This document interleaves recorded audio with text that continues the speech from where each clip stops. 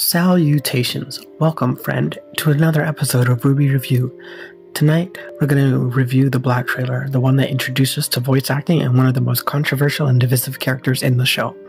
After this, there's only the fourth and final yellow trailer to review before I'll have finished all the trailers and can eventually move on to the series proper with Volume 1. I have zero idea how I managed to squeeze 20 minutes out of the white trailer, but I know reusing the footage of a 3-minute video over and over and over again was really trying, so I'll try and shorten this one if I can. Here we go. Another Monty quote. Your hopes have become my burden. I will find my own liberation.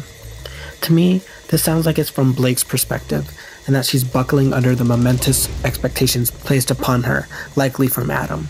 He expects her to be a good lieutenant, a loyal friend who's willing to do whatever is necessary, even if it means hurting humans. He has hopes of doing great things at the detriment to others, and his expectations of her chafe and go against who she is and who she wants or believes herself to be. She's beholden to what he expected of her, what plans he had for her, and the extremism that they're treading at this point. It's an excellent way to establish she is the sort of character that runs from her problems instead of faces them, and I think those two sentences are a perfect little character study for Blake. A gorgeous shot of Forever Fall Forest, and I'm really glad we got to explore it more and even enter it in Volume 1. The moon has yet again evolved to its final form, its recognizably largely shattered self. And a lovely piano, I think, plays us in as we descend to meet Blake Belladonna, the third of our four protagonists. She's all alone in the forest, or so we think, sitting on a rock and gazing off into the distance. Something is clearly on her mind. The petals/leaves in her hair flowing look nice, though it does look kind of odd that the trees themselves aren't swaying in the wind. And our first piece of coherent dialogue in the series, courtesy of one of my favorites, Adam Torres. Blake, it's time.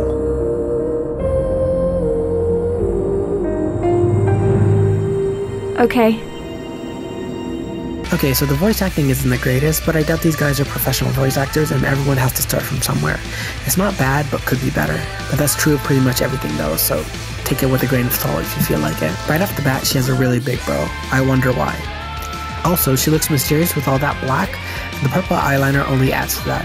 Her appearance and outfit, and her being by herself, aside from Adam, in the Forever Fall Forest, all suggests she's a loner or keeps to herself. Pair that with the opening quote that might be about her, and Blake strikes me as the kind of person who doesn't have a lot of friends. I love the ninja run. Our first look at Adam. He's tall, red-headed, and wears a mask over his face. Look at Adam on some 2020/2021 shit back in 2013. What a literal icon, ahead of his time. Very handsome too. Before all this, I like the idea of Toradana, aka Blake and Adam together. Now, after certain revelations, I don't feel comfortable shipping that anymore. This shit right here, cool as fuck.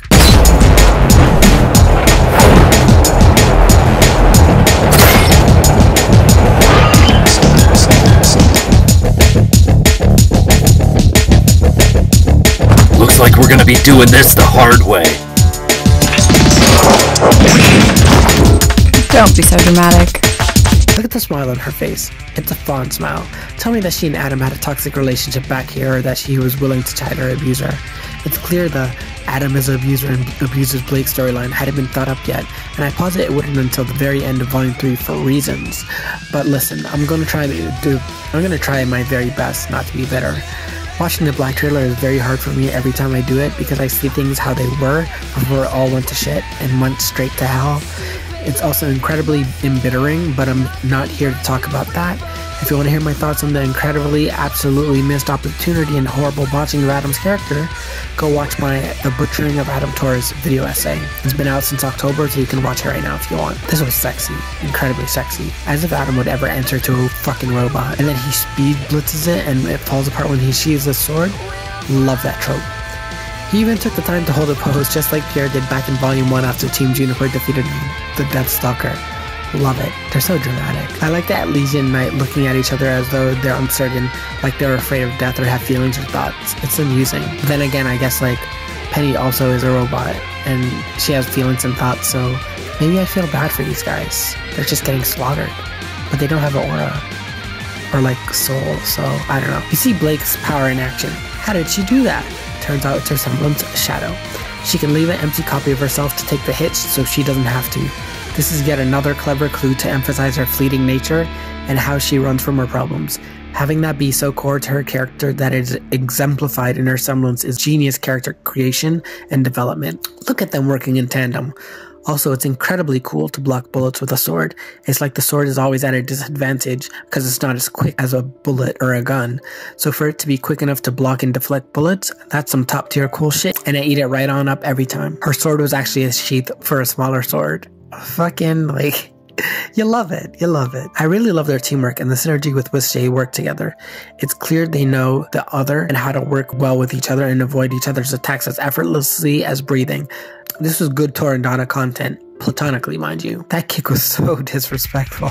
The song is talking about rising and how they want to live their life but weren't able to. It's about oppression and subjugation. Clearly, if that's playing now, it's relevant to these two characters and they're fighting for freedom or justice or what's right. Given they're attacking a train with semi-sentient property on it, they're revolutionaries. And mind you, when I do these reviews, I do as though I don't know anything else about the series yet, like I'm watching it for the first time, unless there's something I feel really important to tie back to future knowledge. So if it seems like I'm talking about things without taking into context future stuff, it's because I'm doing a review independently on the trailer or episode I'm currently focused on and taking into account only stuff that happened chronologically before it. Of course, I might change my approach or as necessary or as I deign to. I might save like a full comprehensive review for everything, taking into account the entire series for like a RWBY retrospective type of thing. Or maybe I'll just incorporate it into future reviews. I'm not too sure yet. We'll see. Okay, her throwing her gun with the force generated from both her throw and the gun going off, only to have it pulled back by a ribbon that pulls the trigger to help accelerate the weapon back towards her. Iconic. Truly genius weaponsmithing there. Excellent work, Monty and or Shane. I love the Devil May Cry vibes of juggling an enemy in the air with your attacks. I'm very confident that this was very Devil May Cry inspired, especially as Monty loved video games, as evidenced by his Haloid and Dead Fantasy videos. I think it's Dead Fantasy, both of which I surprisingly still not have watched. The red and black color palette for him and the black and white color palette for her works really well.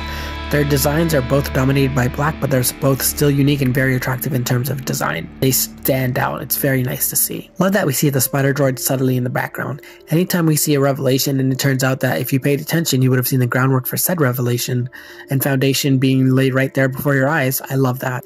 Always a treat to rewind and rewatch to catch said twist. Perfect. Move up to the next car. I'll set the charges. What about the crew members? What about them?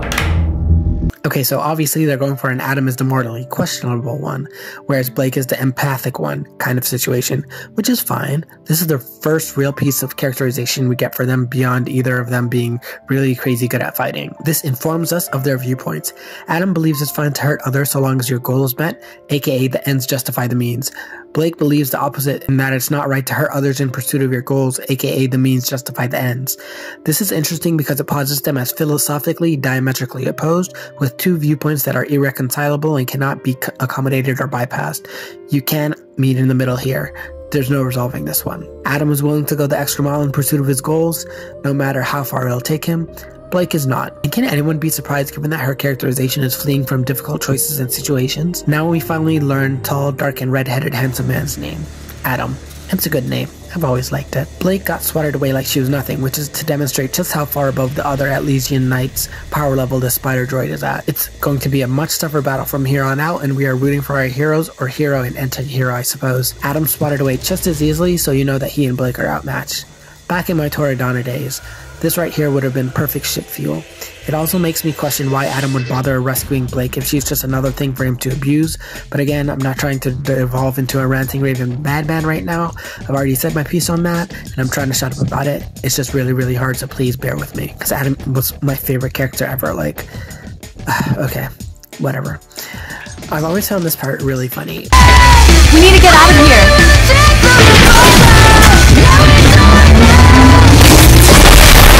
We need to get out of here. And then the spider droid just blasts the hell out of them into the outside. It's funny stuff. It looked like Adam was trying to unsheath his sword wilt from his blush scabbard. Sidebar, what cool names for weapons.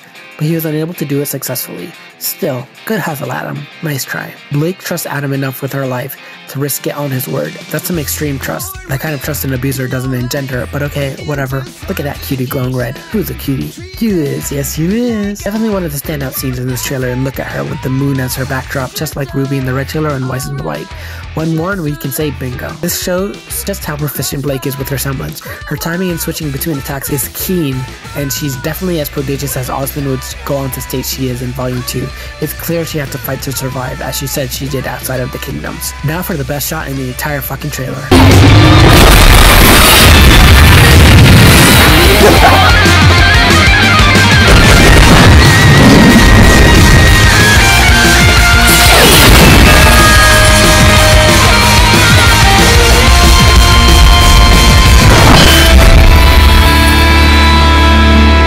Sexy villainous laugh, the glowing red hair and the markings against his white mask and black outfit.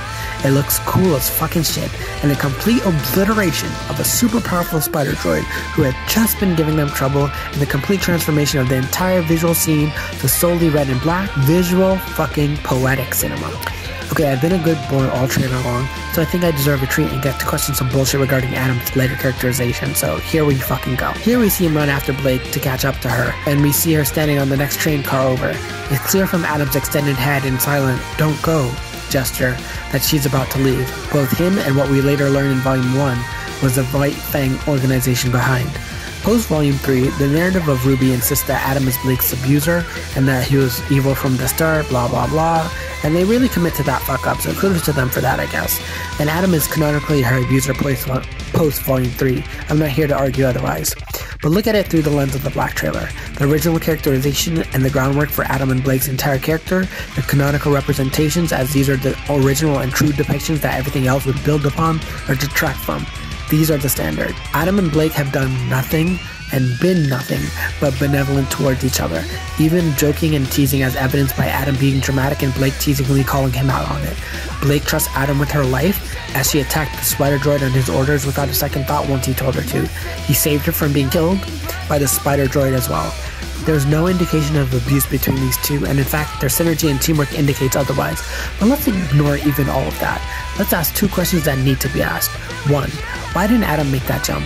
Blake did. At the very least, as evidenced by the entire trailer, Adam is their equal in skill.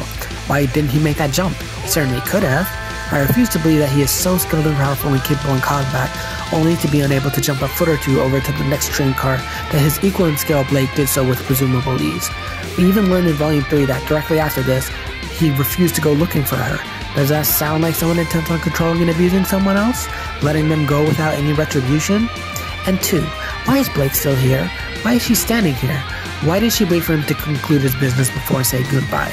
Why stick around and wait to say goodbye to her abuser? Why not just cut the train car and get out of there while he was distracted? Why not flee, something she does best? When his back was turned and he wouldn't be able to stop her. Even though he's clearly capable of stopping her or jumping onto that train, he didn't bother. Why? Bad writing, kids. That's why. Adam's characterization in the Black trailer is how he's always meant to be. I don't recognize Adam at the end of Volume 3. He's a completely different character, and I don't care about him in the slightest. I cared about the Adam that could have been, should have been, would have been, if not for the writers wanting to put in a shocking plot twist, abuse-lover relationship bullshit into the plot for edginess. And that's all I have to say on that. I do like the visual transfer from color to black and red, just like Adam's semblance did when he obliterated the spider droid. I wonder if that's supposed to be a statement on Adam's influence still being all around Blake, or feeling his presence that made her feel small as she disappeared into the distance. If the Adam is an abuser plotline had been cleverly incorporated from the very fucking beginning, instead of a bait and switch, I'd have thought this detailed interpretation were good storytelling. And that's the Black trailer. 3 down, 1 to go. Whatever can we expect from the final Yellow trailer? Who's to say? Me! But you'll have to wait and see. Until then, take care, friend.